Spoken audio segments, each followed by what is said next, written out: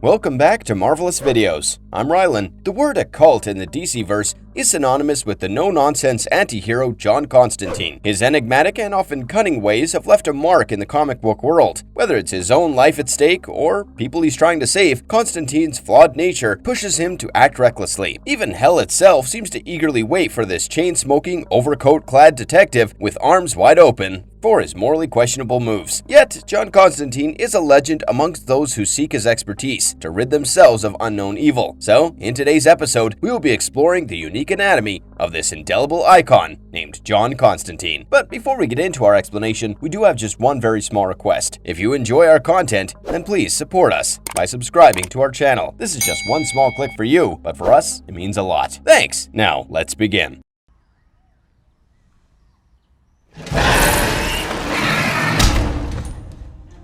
How did Constantine go from being a common man to a supreme wizard? John Constantine hailed from Liverpool, England, belonging to parents who subjected him to hatred. Constantine is said to have consumed his twin whilst in the womb, leading to his family disliking him immediately. Obviously, his flawed upbringing pushed Constantine into darker alleyways of mysteries and occult sciences. Constantine was born as an ordinary individual without any sort of superhuman abilities, but his love for the supernatural made him perform an unwitting spell that would give him magical powers. However, the spell didn't exactly go as according to plan, as it demanded sacrifices. As a result, his house burnt down, killing his parents. Constantine's past is shady and full of oversights, as much as it can get. Before he unlocked his true potential, Constantine grew up as a rebellious punk who considered the occult as a hobby and often condemned people for a living. During this time, he pursued a relationship with Margaret Ames, a police officer interested in magic. With her, Constantine found himself exploring more of the mystical world around him. But that stint didn't go for too long, and Constantine found himself forming a rock band with Veronica Delacroix,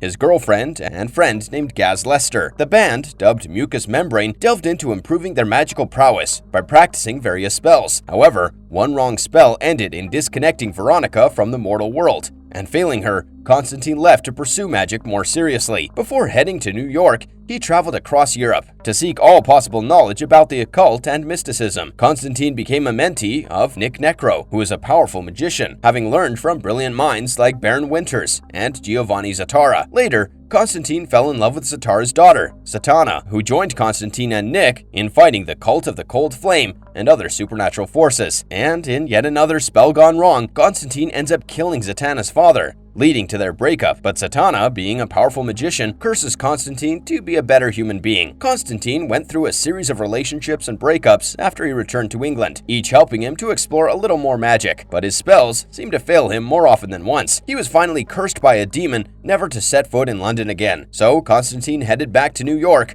where he became the occult detective that we all know him to be today. While Constantine may not be exactly a born superhero, or in this case anti-hero, he indeed worked towards gaining the magical know-how needed to deal with the supernatural. His ability to fight evil made him lead the Justice League Dark against Kane's vampires, take on the cult of the Cold Flame, and even save New York from the evil clutches of a demon named Neyron.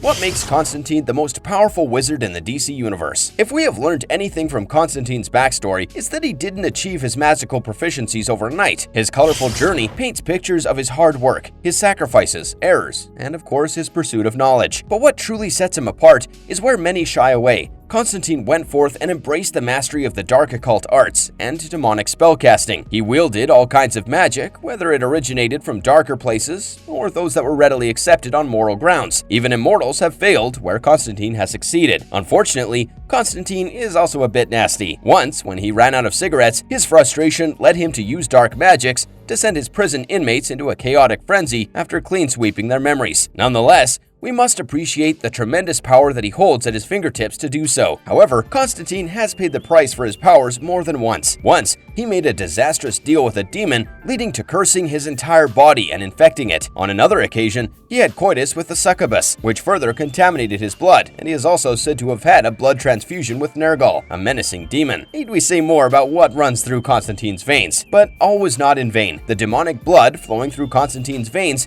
showered him with unique abilities, including immunity to vampirism, and most angelic magic, and superior healing powers as well. Constantine's expertise goes beyond just simple spellcasting. From close-quarter fights to hand-to-hand combats to mastering sleight of hand, Constantine is skilled in the art of tackle. He even learned the art of escapology from the illustrious Mr. Miracle. But there's even more. This master of psychological warfare can outwit his most cunning of opponents. Constantine has a brilliant mind, possesses tremendous knowledge, and isn't exactly shy about showing it off. His sharp mind allows him to strategize rapidly and adapt to any situation. Even Batman himself acknowledged this when he entrusted Constantine with leadership roles in dire situations. Constantine is so brilliant that he even hoodwinked the devil into consuming holy water before whacking him with a glass bottle. So, simply said, beware of John Constantine, for behind that mischievous smile is a cunning plan waiting to be unleashed.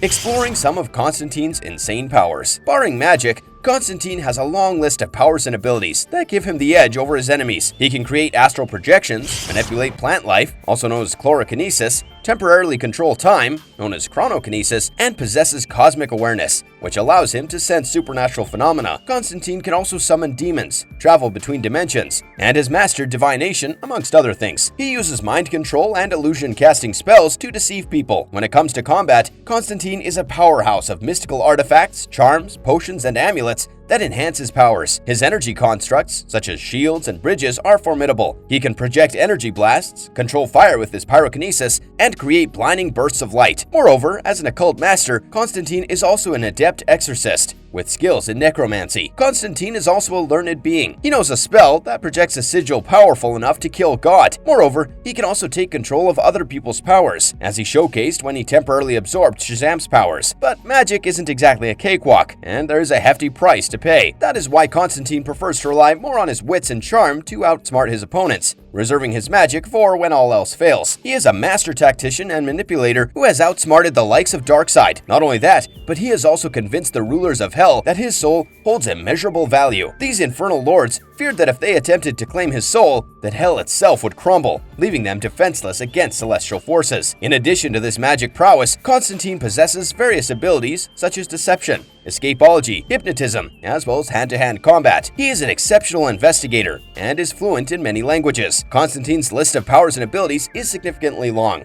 His enemies definitely need to watch out for what he has up his sleeve. His insane intelligence is a great asset. Now, Constantine is loved for many reasons, and one of those is undoubtedly his superintelligence. Our incredible hunk certainly knows how to outsmart his opponents, no matter how challenging the situation can be. Take, for instance, the case of Nabu, the spirit of Dr. Fate's helmet. Nabu is looking for a successor to Dr. Fate and tried to rope in Constantine. As an escape measure, Constantine, thinking on his feet, locked Fate and himself into an astral plane spell. This spell, also known as the Audience of Anubis, became the judge of a challenge that Constantine put forth. Fate had to prove that he had to give more hoots for others than his own selfish self. Fate tried in vain to cite situations where he saved lives, but John took the cake by highlighting the potential candidates that Nabu tried to pass on the helmet to. One of them was Khaled, who was unfortunately sent to hell. With this, Anubis concluded that Constantine was the winner and subsequently killed Fate. But this was all a ruse, cleverly planned by Constantine. There was no Anubis, nor an astral plane for that matter. All it was a simple spell that created a powerful illusion and trapped Nabu. In another instance, Constantine strategically laid out a witty plan to get his revenge on Gabriel. A white supremacist kills Constantine's friend's brother, which obviously didn't really go down well with him, especially when he learns that the archangel Gabriel is running the racket with them. Angels are the forebearers of the word of God, so Constantine decided to teach Gabriel to practice what they preach. He manipulated Gabriel, planted doubt in his mind, and then had a succubus seduce him. Once Gabriel was vulnerable, the succubus ripped his heart out. Gabriel rushed back to heaven to heal, but an angry god cast him out for breaking the rules. Constantine had his moment when he got the chance to show off the angel's wings. And then, of course, we have the Nergal-Constantine bitter rivalry. But we're talking about the time that Nergal tried to extend a peace offering in the form of a task for Constantine. To fulfill the Second Coming prophecy, a cult named the Resurrection Crusaders convinces Constantine's girlfriend Zed to be the vessel. But our clever occult cult detective gets to her first and impregnates her. Consensually, of course. When the cult summons the demon, Zed is killed, as she is deemed unfit to carry out the prophecy owing to Constantine's demon-tainted blood and Zed's impregnation. So, Nergal goes into a celebratory mode, but soon realizes that Constantine had tricked him. Swamp Thing impregnates his wife Abby, using Constantine's body as a vessel. Thus, the prophecy was realized in a more neutral way. How does Constantine manage to survive despite his advanced cancer? John Constantine is a chain smoker, and his dangerous habit ultimately leads him to develop aggressive lung cancer. And since Constantine isn't the kind to sit through long hours of painful chemotherapy, well, he's definitely resorted to more devious ways of handling his ailment. In Hellblazer: Dangerous Habits, we see Constantine wake up from his slumber, coughing blood and a little piece of his lung. Upon testing, he is detected with advanced cancer due to his unhealthy smoking addiction. Constantine tries to find ways to deal with this cancer. He meets his friend Brendan Finn in Ireland, where they drink a special ale crafted from holy water. Brendan is also a magician who uses a spell to turn holy water into alcohol. Brendan's liver has given up, and he's about to die. Constantine discovers that his friend made a deal with the devil to claim his soul before midnight. Satan offends Constantine while trying to get his hands on Brendan's soul. So clearly, Constantine wouldn't let that happen, and he tricks the devil into drinking the holy water, sending him back to hell before claiming Brendan's soul. An outraged Satan is now eagerly waiting to destroy Constantine's soul once he dies. Constantine goes to Gabriel, who is living under the guise of a club owner named Snob, to try and get some redemption. True to his name, Snob refuses to help Constantine, reminding him of all the sins that he committed in his lifetime. Left with no choice, Constantine is once again dependent on his wits to help him out of the tough spot. He summons the second and third fallen in two separate rituals and cracks a deal with them for his soul. He then cuts open his own wrists and allows the blood to drain slowly. Waiting to watch the show is Satan, Azazel, and Beelzebub, appearing to collect Constantine's soul. The three evil forces then realize that Constantine has outsmarted them, and that their only choice is to save him from death. Of course, Satan wasn't going to make it easy for Constantine. Satan tears open Constantine and reaches into the depths of his body to cruelly tear out cancer from his lungs. He made sure that Constantine felt every ounce of pain that he planned to confer upon him. In the end, however, Constantine flips them off and lights another cigarette. It is evident that the cancer will return in no time as Constantine continues to give in to his addiction. But what trick do you think he'll use next time? Let us know in the comment section below. Why doesn't he cure himself of the cancer using his occult powers? If Constantine is such a great magician, why doesn't he just snap his fingers, mutter a spell, and make his cancer disappear? This question has crossed all of our minds, and we're about to theorize it. Firstly, curing any disease with magic isn't exactly as simple as it looks. Magic has a price tag, and it's not always a straightforward fix. Plus, some writers want to keep things real and show that magic has its own limitations, just like real-world problems. Think about it. If magic was the solution, then every problem in the real world could be handled instantly. Besides, Constantine's character arc was propelled into a new direction after his cancer story. Also, the fact that he smokes 20 to 30 cigarettes a day had to obviously lead to something deadly. Not to mention the zillion enemies that Constantine has made along the way that can easily impart or aggravate his cancer without giving him a quick fix solution to it. So, there you have it. Constantine cannot simply swish and flick his wand to cure himself. The cancer is now part of his core character, and DC is showing this antihero emerging from challenges with his fatal condition. Can John Constantine have kids? John Constantine has had a series of lovers, and some of them have met ill-fated ends. He also has a massive family tree, with some of his ancestors dabbling in magical abilities, much like himself. Take Joanna Constantine, for example, who appeared in the Sandman series. Now, how exactly Joanna and John are related is still a bit of a mystery, but we do know that she is John's ancestor. As for Constantine's children, he had 3. Well, unless you count the kid with Abby Holland when he let Swamp Thing possess his body. But let's focus on the 3 kids of Constantine who, unlike normal children, were half demon and hungry for their father's blood. Constantine killed Nergal, filling his daughter, Rosa Carnis, with vengeful rage. Rosa Carnis bided her time and then eradicated Constantine's memories, framing him for murder. She offered Constantine help in return for a favor, which reluctantly, and after trying very hard to avoid it, Constantine finally accepted. Rosa then entrapped Constantine in 3 distinct realities, where he had 3 children: 5-year-old Adam, Saul, who was in his late teens or early 20s, and Maria, who was 14. The kids took to their mother's demonic ways and became ruthless killers. However,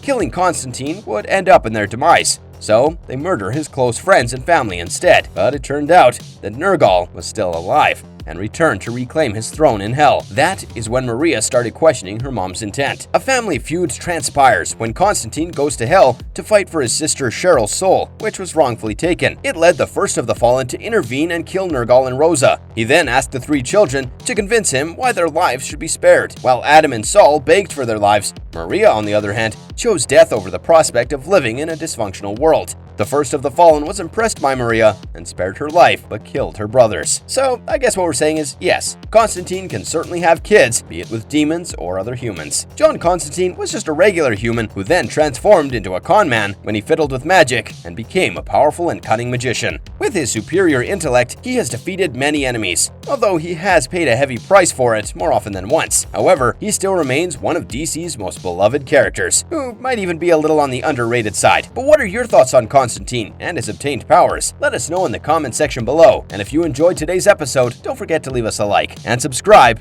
to never miss out on any of our videos. Until next time, have a good one and be safe.